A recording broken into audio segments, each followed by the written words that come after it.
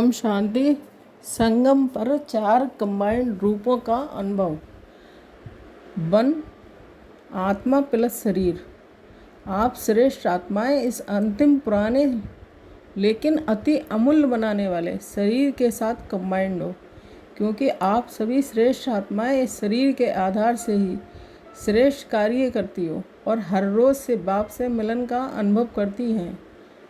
तो ये पुराना शरीर लेकिन बलिहारी इस अंतिम शरीर की है, जो श्रेष्ठ आत्मा इसके आधार से अलौकिक अनुभव करती है। तो आत्मा और शरीर कंबाइंड हुए पुराने शरीर के भान में तो नहीं आना है, लेकिन मालिक बन मुझ आत्मा ने इस शरीर के द्वारा कार्य कराने हैं। इसलिए आत्म अभिमानी बन और कर्मयोगी बन इन कर्मेंद्रियों द्वारा कर्म कराते रहो। 2. बाप और आप। ये दूसरा अलौकिक विचित्र कंबाइंड रूप है, जो सारे कल्प में इस कंबाइंड रूप का अनुभव सिर्फ संगम पर ही कर सकते हो। वह है आप और बाप। इस कंबाइंड रूप का अनुभव सदा मास्टर सर्वशक्तिमान, सदा विजयी, सदा सर्व के विघ्न विनाशक, सदा शुभ भावना, श्रेष्ठ कामना, श्रेष्ठ वाणी, श्रेष्ठ दृष्टि और श्रेष्ठ कर्म के द्वारा एक तो विश्व कल्याणकारी स्वरूप का अनुभव कराता है, दूसरा सेकंड में सर्व समस्याओं का समाधान स्वरूप बनाता है, और तीसरा स्वयं के प्रति व सर्व के प्रति दाता और मास्टर वरदाता बनाता है। सिर्फ इस कंबाइंड रूप में सदा स्थित रहो तो सहज ही याद और सेवा के सिद्धि स्वरूप बन जाएंगे।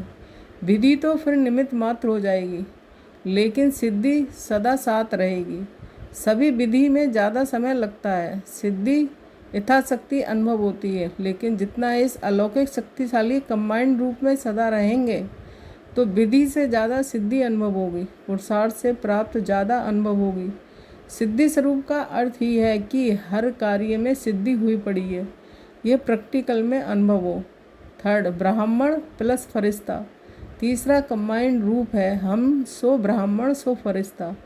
ब्राह्मण रूप और अंतिम कर्मातीत फरिश्ता स्वरूप इस कंबाइंड रूप की अनुभूति से विश्व के आगे साक्षात्कार मूर्त बनाएगी, अर्थात ब्राह्मण सो फरिश्ता इस स्मृति द्वारा चलते फिरते अपने को व्यक्त शरीर और व्यक्त देश में पाठ बजाते हुए भी ब्रह्मा बाप के साथ ही अव्यक्त वतन के फरिश्ते व्यक्त देश और देह में आए हैं।